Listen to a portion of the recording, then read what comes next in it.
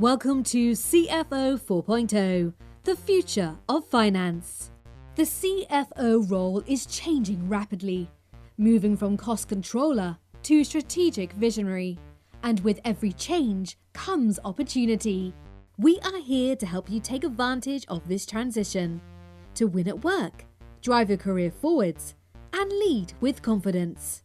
Join Hannah Munro, Managing Director of ITAS, a financial transformation consultancy, as she interviews key experts to give you real-world advice and guidance on how to transform your processes, people, and data.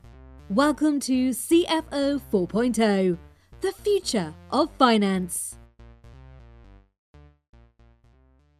Hello everybody and welcome to this episode of CFO 4.0. As usual, I'm your host, and with me today is a very special returning guest, Jeremy Earnshaw. So welcome, Jeremy. It's so nice to have you back on the show. Thank you, Hannah, for the invitation. Really enjoyed the first one, so looking forward to this one as well. As am I.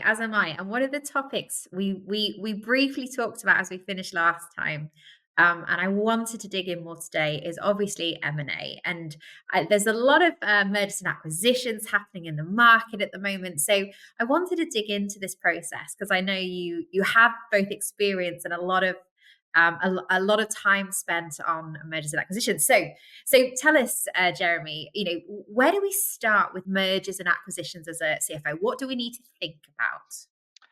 I think the first thing is to think about whether it's on strategy or not, Hannah. I think there are lots of other reasons that people do M&A, and they might not be the right reasons. And we can probably all think about issues such as ego, boredom, if you're in that fortunate position of having a lot of liquidity, but it really should be on the strategy. So if the particular business that you're looking at in terms of an acquisition, if it's on the strategy, it then becomes a conversation as to whether it's more sensible to do it through acquisition or whether it's easier or more palatable to do it through organic growth. But the first thing, is it on the strategy? And then it starts from there. And following on from that, it becomes a question of, is it value for money? What are the reasons that this would be a good acquisition? What would it do to? There's all sorts of things which I'm sure we'll come on to rather than blinding you with all of the categories. But number one, is it on the strategy? And then take it from there. And in terms of we talk about, you mentioned different types of acquisition and I guess categories of reasons for acquisition. So what are some of the reasons people approach acquisition? And we'll take it from there. I think there's a number of points. The entry point could be one of a number of things, as you mentioned. So it could be that there is a gap in the company portfolio that the company wishes to fill. Can it do it organically? What is the speed to market? If the speed of doing it organically is just too long and the business wants to be in that particular segment or sector, then M&A can be an opportunity to do it. Is it an example, for example, of consolidating the market? Is it taking away part of the competition? Is it a new geographical territory? Is it to be the first mover? Is it complementary to the suite of products or services that the company currently offers to the customer base? So there's a multiple set of reasons to think that M&A could be the way to go. One word of caution, and I think many people will have seen this statistic: 50 to 70%. This is according to the Harvard Business School, not me, but there's other complementary statistics as well. 50 to 70% of M&A ultimately does not increase value for the stakeholders. And I think that's a really damning statistic. And there's lots of reasons behind that. So it needs to be considered that M&A is like having a separate job and a separate resource that's taking place and taking resource away from the day job. So it can't be something which is seen as just an element of an add-on. It has to be thought about in the category of 18 months, 2 years, 3 years down the line. Will it have created shareholder value? And that shareholder might be private, venture capital, private equity, PLC, any kind of value creating arm, will it have delivered on the objective of delivering stakeholder value? Lots of them don't. And I did over 25 executed transactions as an executive, and there's at least three. I think my ratio was a bit better than the 30 to 50%, which was successful, but there's certainly three of them I would not do again. And it's worth just reasoning out, as you would with any other kind of investment, what are the risks? What are the returns? What's the blend of risk and return? Is it the best use of your what are probably scarce cash resources, and still asking yourself the question in the mirror all of the time, is this going to deliver value? And if it isn't, do something else with the resources that you have. And I think when people think about M&A, they focus a lot on the company or the selection of companies that they're going to acquire. Mm. But my first question for you, Jeremy, is how do you know that you as an organization are ready to go through an M&A process and that this is the right approach for you as an organization to take? What are some of the things that you should think about? You touch on, there's going to be 2 points I can raise there. The first thing is M&A can sometimes be seen as the domain of just the CEO and the CFO. So it becomes a project. Something's going on in the background. And the CFO, and in my case, this happened an awful lot, the CFO becomes the point person, the person at the center of the transaction. The reality is that any kind of M&A should involve the whole C-suite portfolio of officers, because at some point, you are going to be in the position of recommending it to your stakeholders, perhaps even becoming the salesperson to lenders or investors who you need to back you. And it's not enough to be representative as the CFO, for example, of the chief revenue officer, of the chief technology officer. They have to be as invested in the process as everybody else in the organization. And I think the second point, going back again to it, is it on strategy? Why are you actually doing this? What are the returns going to be? Is it a financial return? Is it a geographical expansion? Is it a product or service that gets you to the market quicker? So I think those two things in tandem. I would go back to the first point I raised there, though. If the whole C-suite board executive officer team is not invested in this process, it's going to become a very lonely experience. And it should have all of the people behind it. And I think some people fall into that trap of not making sure the whole of the team is ready for it. Because if you're spending an awful lot of time, and they do take time to execute, who's going to backfill your role? Who is doing the things that you were doing between 8 o'clock and 6 o'clock on a weekday, because they still have to take place? You're going to be becoming that outward facing person to lenders and investors as well. They're going to ask you all sorts of due diligence, and you as an executive are the person in the middle trying to be critical of the due diligence, trying to be making sure that you're going to be able to deliver value, but also becoming that more positive person who's raising the money, most probably, to be able to execute that transaction. And we've talked a lot about the time required. What kind of resourcing? You mentioned obviously incorporating the wider C-suite. How much and what kind of resource do you need to make sure is available as you start down this journey of mergers and acquisitions? Do you feel like people often underestimate it or overestimate it? I think people underestimate the time and effort involved, because it is, as I mentioned just a little few moments ago, it's like being given another job. And one of the dangers is we may not be prepared for that role either. And I'll give you an example. The very first acquisition I did, I joined an organization, and this acquisition was about 60 to 65% through in terms of the process. It was a disaster. It was a complete disaster. We were very fortunate. It was relatively inexpensive.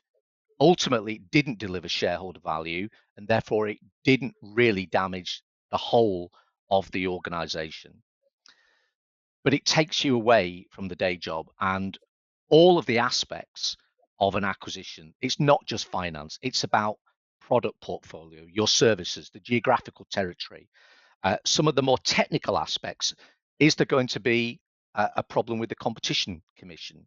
What will your customers say? If you acquire a competitor, for example, your customer might actually appreciate having a choice of suppliers at the moment, and you've just taken that choice away from them. So your customers might not appreciate the acquisition. You have to think about that. Have to think about what kind of pressure it would put on the liquidity structure. So I think getting everything in place, people, finances, business plan, sensitized business plan, stress tested business plan, and being able to take and put, to a certain extent, de-risks the transactional nature of the activity that's taking place. And I'd also add something into that, Hannah. A small acquisition takes absolutely the same length of time, if not longer, than a large acquisition. The best acquisition I was involved with was the most expensive. We were borrowing the most money. We also raised equity on funding this transaction, the largest acquisition, and it was the smoothest by a long, long way. The most difficult one to execute was one of the smallest ones, and they took the same length of time. And in fact, some of the challenges in a smaller acquisition can be greater than with a larger acquisition. In the larger acquisition, the things that I recall were the lawyers were well managed, the business was well prepared for a capital event. It was very smooth. In the smaller acquisitions, so much potentially more riding on it, a major life-changing event for the sellers. Therefore, it was an all or nothing kind of transaction for them, not quite as well prepared, less experienced in managing advisors, so almost letting the advisors run the show. And they have a real role to play, but it should be the stakeholders who are managing it as well. So being ready in terms of resource, cash, territory, the risks in the same way as you would approach buying a big machine for a lot of money. What are the risks? How are you going to mitigate those risks? Have we thought about the downside and making sure that there's an element of resource? And where the skills aren't in-house, and largely they may not be, I think we've all heard the phrase about it's very expensive to hire a professional. And how expensive is it if you hire an amateur? And those two comparisons can be very stark. If you get it wrong, you've got it wrong for a long time in terms of the investment in resource and cash that you've made. And you mentioned obviously the challenge, like sometimes, like you say, the smaller versus the larger, and also that statistic around only 30 to 50% are actually successful and deliver value. So why do you think that is? What is going wrong? What are the common mistakes that people are facing that creates that issue? I'll answer the question and then perhaps go into the build up to that. It's almost like a staircase ladder to completing an acquisition. And at the end of it, there is this thing called post-acquisition integration. And from my experience, people are very good at thinking what to do whilst the acquisition is being transacted. So you do due diligence, you get really good advice from maybe corporate finance teams or lawyers. You do the research around competition. You do engage with your C-suite management team. Things that people may not necessarily think about as much, not in every case. Post-acquisition, what do you do when you pop the champagne cork and you've given yourself a round of applause? What do you do at 9 o'clock on the Monday when you've got another business in the portfolio? What about the people challenges? For me, one of the when things haven't gone quite so well, it's been the culture, it's been the people, and whether it's a merger or an acquisition, the amount of issues, and if you begin to think about it, they can multiply very rapidly. So what's the pay structure for the organization that you're acquiring? how does that fit with your own pay structure? Because you can absolutely guarantee that within 5 minutes, one of those companies will have worked out whether they're better paid or less paid than the other company. And that's been a real common theme, and it needs dealing with. It needs dealing with right up front. People would be frightened of potentially losing their jobs, because why would you need two back office systems? So being open and honest about the communication to the acquired company as well about, as you said, why are we buying this company? Is it because we just want to take your trade and we don't want your back office function? That will lead to redundancies and people losing their jobs. That's a big issue. That is a cultural issue. And if it just becomes part of the, well, we'll deal with that on Tuesday, that's not going to work at all. So the biggest challenges are doing lots of work in the process of transacting, and then not necessarily investing as much time around communication, culture, and post acquisition. And all of those things which can be a challenge going forward in terms of change. How often would you do an acquisition where the ERP system is different? So what's going to happen? Are you going to run two separate systems? Are you going to swap one system out for another one, because that involves change for that part of the organization? So all of those cultural issues, what if, what's going to happen to the management team? Is one business going to feel unrepresented, even though it isn't? All of those issues are the slightly more softer issues of making an acquisition stick. And the perhaps where you think that the more difficult parts are, finding the money, they actually are not necessarily the most difficult parts. We can all do due diligence. We can all analyze things. We can all do stress testing. Actually, the things which are more intangible are the ones which could make an acquisition work or not. So let's talk about those intangibles. So, at what stage would you start having the conversation about those kind of intangibles, prior or as part of the integration planning piece?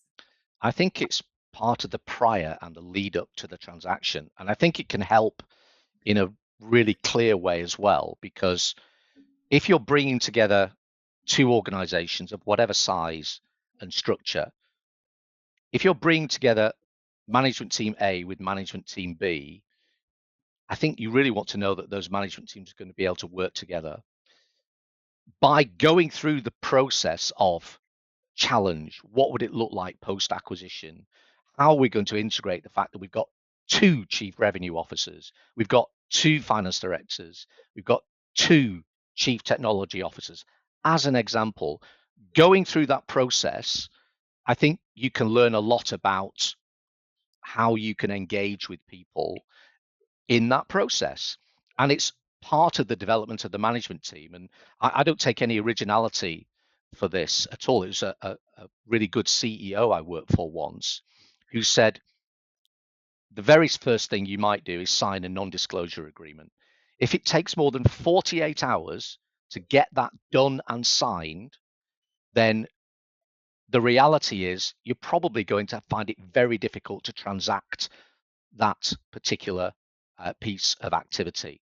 Because if you're backwards and forwards on something that is as simple as an NDA, what are the challenges when you start talking about a sale and purchase agreement and then actually running the business? So I think you can invest that time in having a real engagement with the management team. Of course, there needs to be an element of confidentiality, but in dealing with the management team, you can see how people work. They can see how you work. You can identify any issues of culture, of duplication, and you can begin to have those conversations. And then you can be very honest about the conversations in communication when it actually happens. So you can be the person who stands up in front of an organization and the colleagues that says, Company A has acquired Company B. This is how we see it happening in the future. Otherwise, people are left to make up their own conclusions. I take the same approach when now as a non-exec director, people prepare very detailed board reports. And I think you and I have spoken about this before. If it hasn't got a conclusion in there, people will make their own conclusion. And I think it's the same with the communication at the start of an acquisition. If you don't tell people the reality that, do you know what? There might be a reduction in the overhead in the back office workforce. People will draw their own conclusions on their own. And I think clarity and confirmation is a far better situation to be in. So you mentioned obviously things that people don't think about, and pay scales and salary scales is one of them. What are the other things that you need to be thinking about prior to making the decision to purchase an acquisition? What sort of alignment do you need to find, or decisions that need to be made in order to make that integration successful? I think that the cultural and the people piece is right up there, maybe even higher than the product and service combination as well. There's clearly, let's go back to your first question. There's clearly a reason. Let's assume that we've all done it logically. There's a reason for adding a product, adding a service, adding a territory, speeding up the entry point into a marketplace that would take months or years to get to.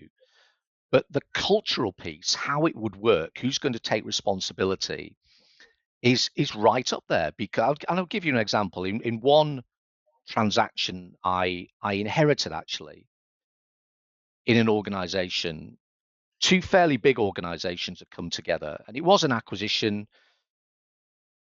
And for 3 years, it became very clear that company A payroll was going to be fixed because they needed, quote, the other company to catch up to that pay scale. You could feel and hear the dissent within that organization, that they were being held hostage, as it were, at a particular level because the pay scales weren't there. So there's all sorts of issues around, and I do think it is people. It's about the pay. People are focused upon how it impacts them as well. So what's important? Am I going to lose my job? So am I going to lose my job? Am I going to be relocated? Am I going to be capped at a particular pay level? These are really, really important issues because organizations run on people.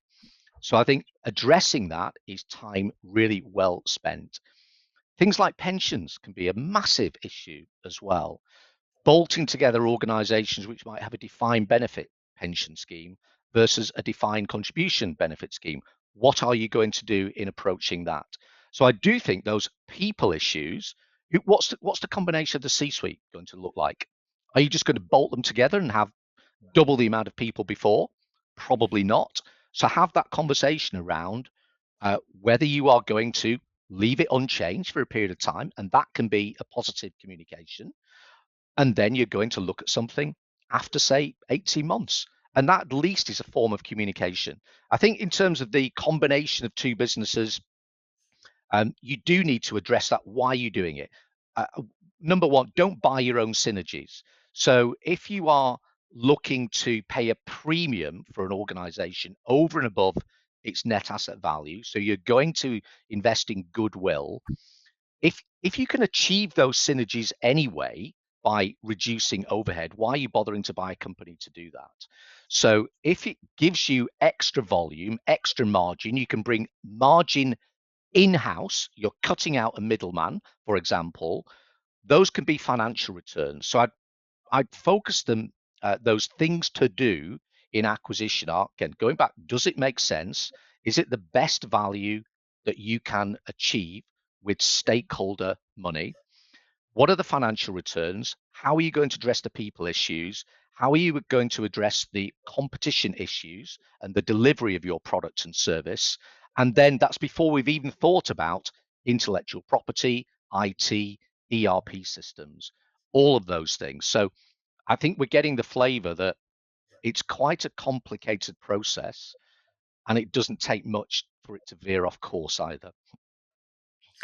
And we've talked a lot about making sure that the value is there, and we can talk about how we can maximize that value in a minute. But do you think that 30 to 50% not achieving the original stated values because they didn't manage the process right, or because they didn't understand the value and the why behind what they were Yeah. doing? Let me try and give you some examples then. As you know, I deliver as part of my coaching and mentoring, I deliver some courses.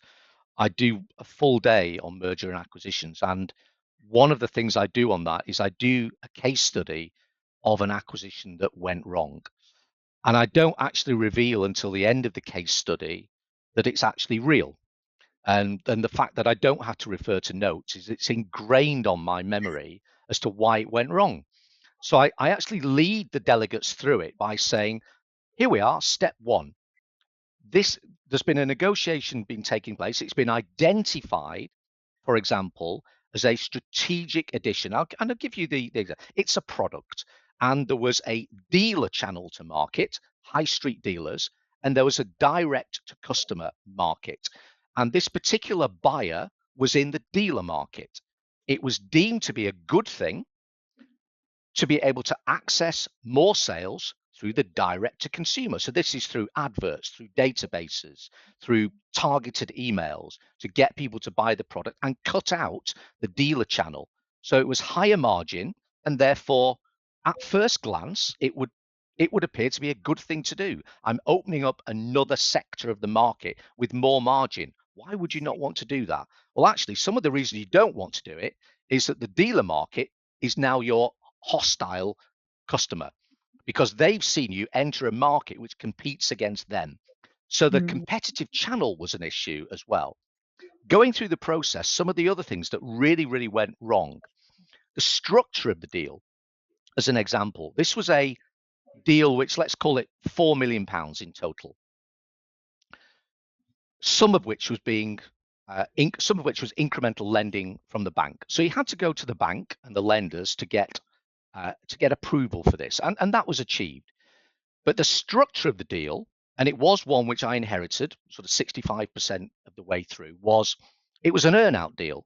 But the earn-out deal, Hannah, was of the 4 million, £3.5 million of that was cash on the nail day one, £500,000 earn-out. Now I look back now and think, what's the incentive for the earn-out? It was completely misbalanced because, to be honest, if you're making 3.5 million, however many people that was being shared with, what's that extra 500,000? So the earn-out structure wasn't right, and there was no incentive for that to work. Going further through the process, it was relatively hostile when you dealt with the sale and purchase agreement. There was just too much awkwardness, and therefore the sense was that if this is how people behave in going through negotiations, I understand people, it's their maybe one shot at a life-changing event, but it was hostile. It was not balanced argument, it was hostile. There were disclosures for those people who've been involved in mergers and acquisitions. You make, as a seller, what are called disclosures. So you say, do you know what? I think there's a little bit of a doubt against a couple of customers who were in the balance sheet and they haven't paid, and I'm a bit worried about it. You disclose that, and you are basically making them aware of a potential problem. The disclosures came very late, and then there was another raft of disclosures and another raft of disclosures, all of which, easy in hindsight, isn't it? All of which was saying, I'm not sure about this acquisition. I'm not sure at all. And sure enough, and the due diligence, almost forgot about that. Having done the due diligence, it was deemed that the company acquiring had enough commercial skill and commercial understanding of the sector to not really do too much digging on the target company. So it was done on the basis of, does the balance sheet stack up? And pretty much that was it. A year into the acquisition, and you really started to understand how this business model worked, the reality was this target business did have a dealer channel, and it was that in Scandinavia that was making all of the money. And the actual reason for doing the acquisition, the direct to customer model, was a break-even piece of business. And that you could have found out by doing proper due diligence. So don't underestimate the requirement to do proper due diligence. So in reality, I do that with delegates over a couple of hours about what do you think? What are the red flags? What are the amber flags? And there were too many red flags in that process. So let's dig in. Well, there's a couple of things. I knew we were going to be like this, Jeremy. As soon as we start talking, I'd have so many questions. So let's roll back a little because I want to dig into due diligence. But talk to me about how to think about structuring a deal well. What should you be thinking about? Either, because we're talking very much about acquiring, and I want to keep it focused on that. So when you're acquiring a company, what should you be thinking about in terms of deal structure? Yeah. I think, first of all, you need to know that it's the best use of your funds. And I take this approach in terms of capital expenditure as well. It's nice to have something in front of you as an option to invest in. It's even better that you pick the best one of a selection of options. And I'd take the same approach to buying a machine, investing in a new ERP system, or making an acquisition. Is it the best use of our funds today and in the very near future? So I think that's the first one. Does it pass that kind of criteria? I think the next thing to think about is, how are you going to fund it? Is it the best use of bringing extra liquidity into the organization? One thing which is a really important point, if you're bringing in debt to an organization for the first time, that introduces a whole new skill set to the C-suite team.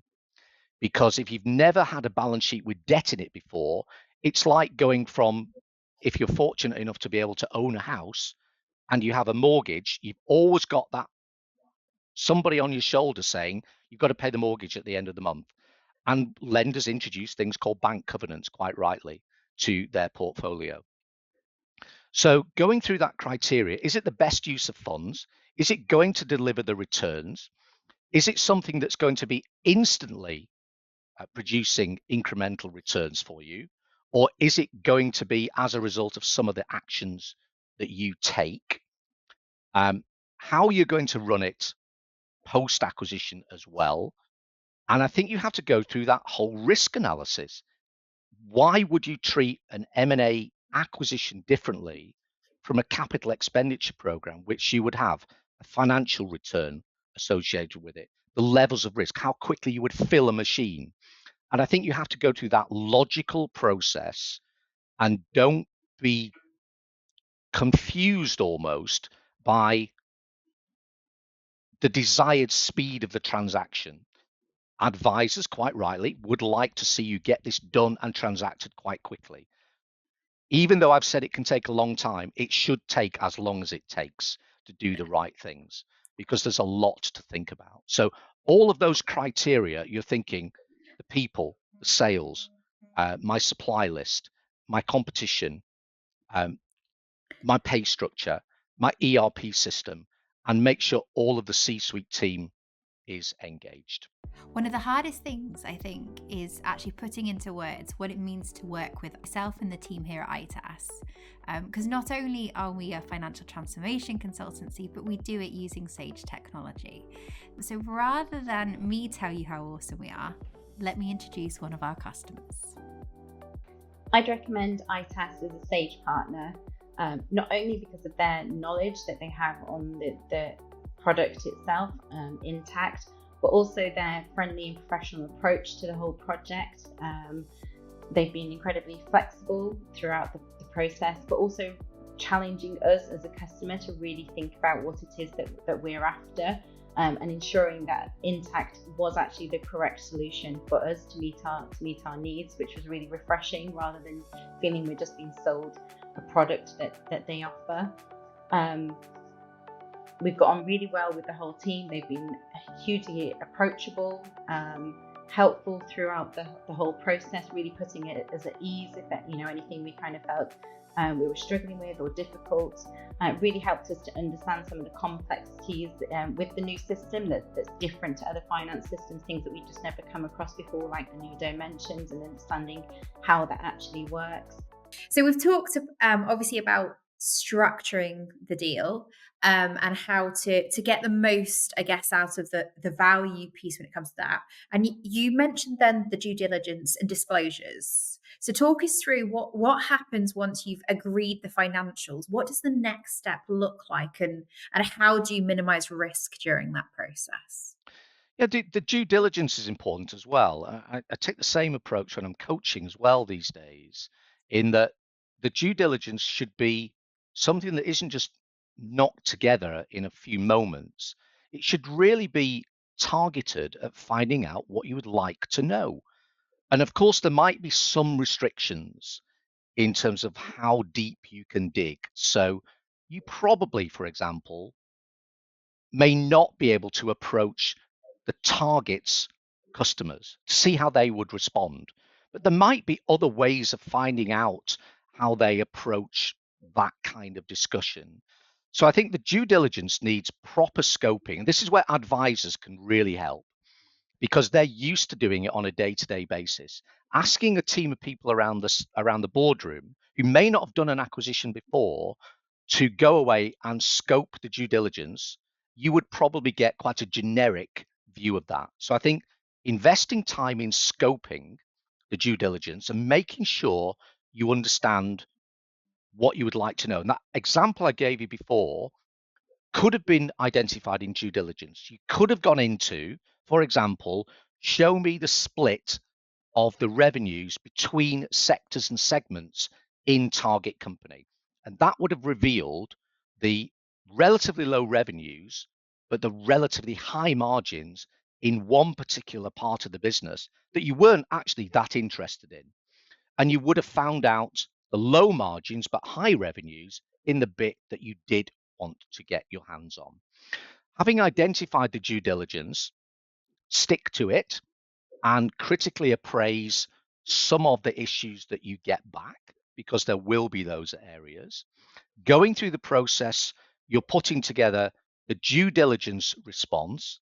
You're asking for disclosures from the management team and their approach also to what's called warranties and indemnities can be a healthy discussion if treated the right way. So you would ask as a buyer, for example, you would ask the management to warrant the fact that all of the inventory is not necessarily saleable tomorrow, but you would ask them to warrant that none of the inventory is greater than 18 months old, for example, because that's a bit of a red flag. If you've got inventory on a factory floor and you know that it's been there for 18 months, the likelihood is you're not going to be able to sell it at full value.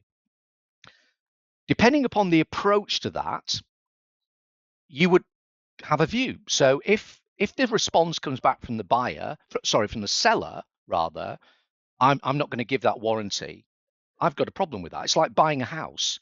If you would say, well, tell us whether the roof's going to fall down, and well, I'm not going to do that. You can do your own survey. It tends to be how people do buy houses. But in a mergers and acquisition situation, I'm as much looking for the way that people respond to that.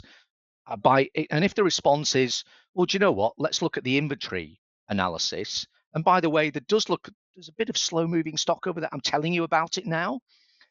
I'm already engaged with the management team.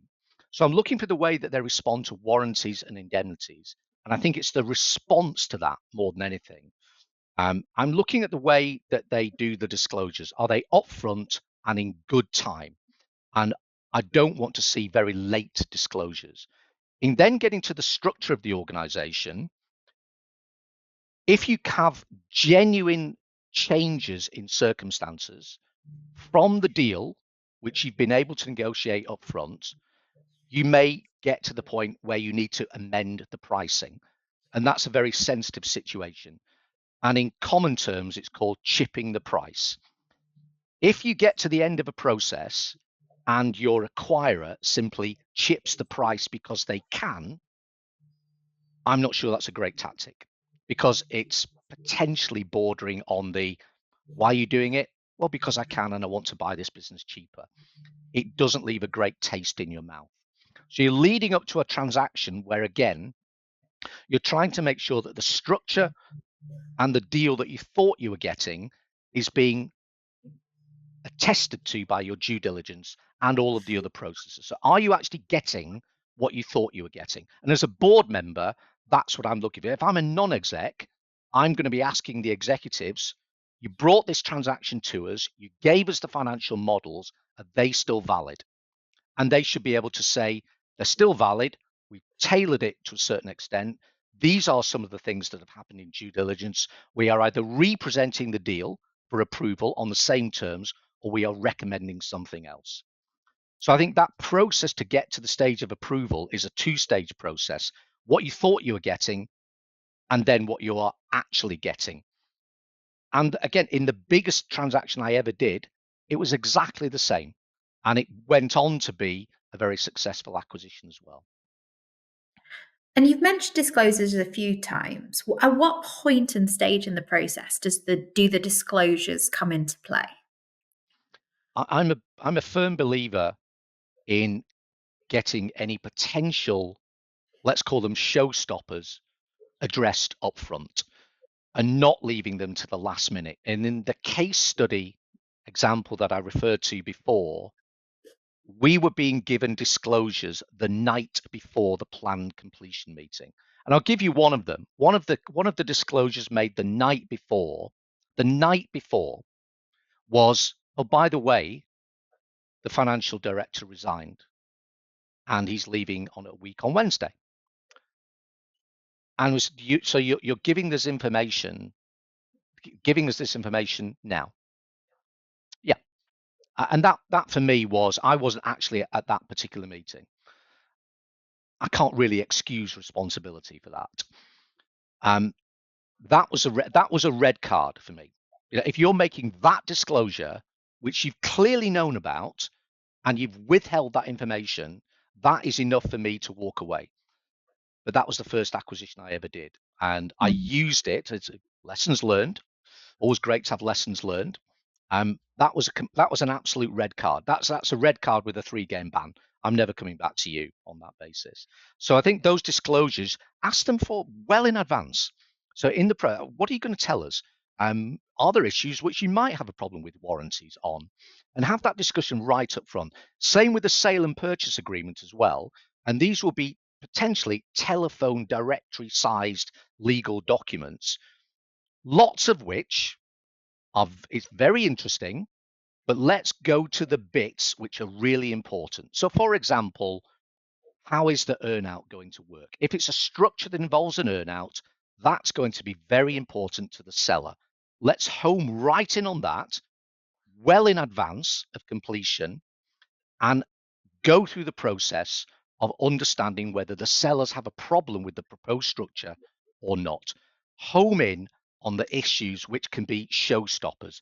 It's efficient to do that because if you're not going to be able to get agreement on the showstoppers, there's no point in doing all of the relatively low-level work in the process at all. So address the big issues up front. And in terms of minimizing risk, is there when acquiring another company, what should you be thinking about in terms of warranties and indemnities? What are sort of the things that you should consider? Particularly with warranties and indemnities, we can't predict the future. And again, I'm not sure the process of asking for warranties and indemnities is to completely future-proof the acquisition. But what I want to know is, for example, that I'm not, and this is, you get legal language, so I'm not aware of any reason why the biggest customer would take their business away from us. That doesn't say that the biggest customer in 3 months' time is not going to come back to the target company and say, I've actually found another home for my business.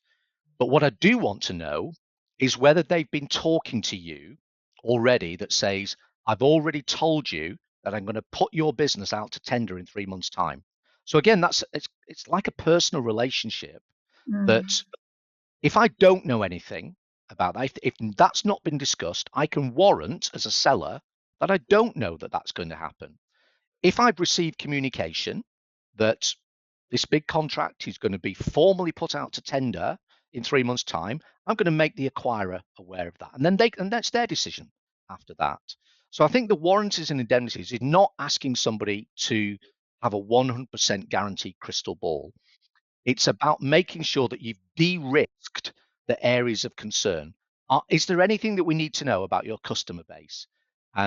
Is your major supply base, have they already told you that they're not going to be a procurement partner for you? Have you announced a program of redundancies that you haven't told us about that are going to be implemented in 6 months' time and is going to cost the organization a whole lot of money?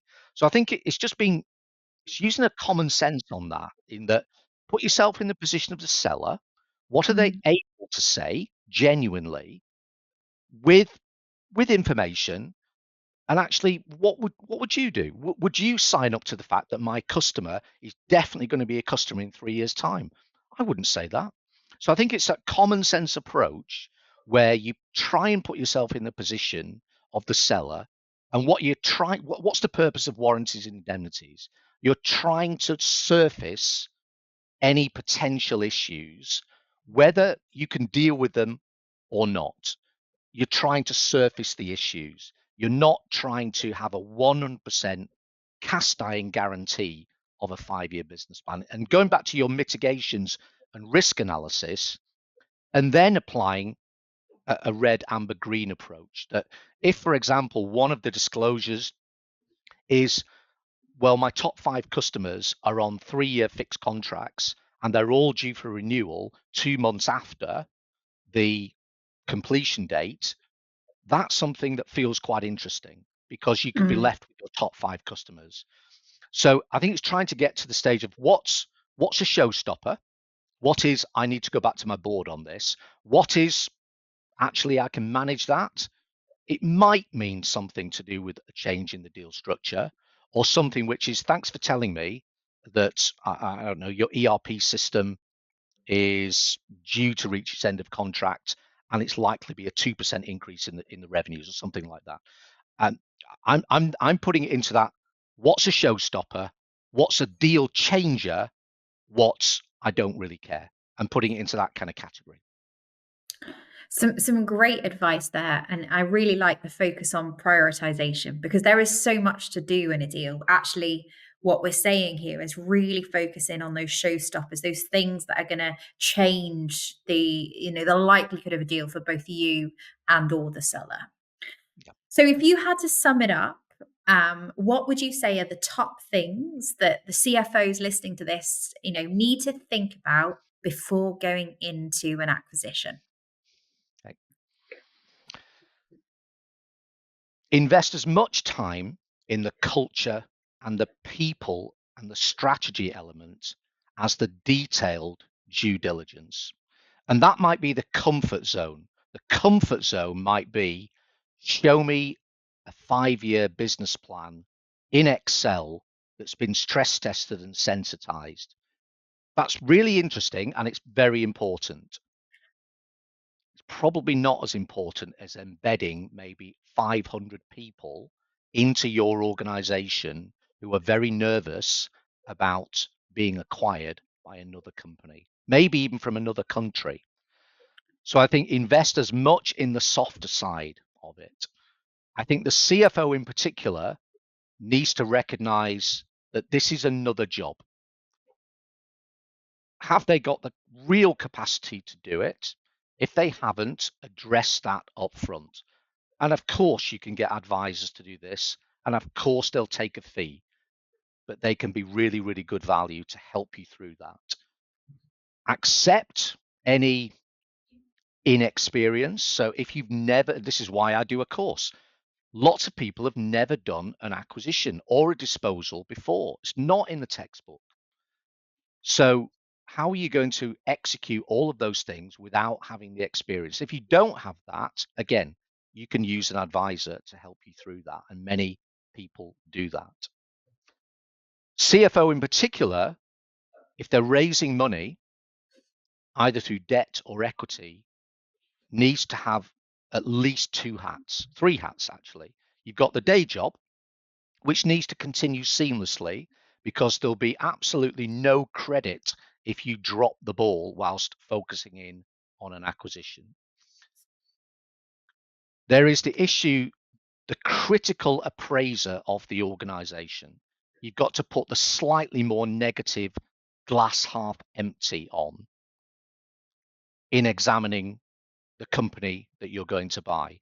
On the other side of that, hat number 3 is you've got to become a salesperson if you're raising money either through debt and equity, because you've then got to balance all of your due diligence and your critique with the fact that, for example, I'll give you the biggest acquisition that I did. We were raising £50 million in equity, and we arranged a £180 million lending facility.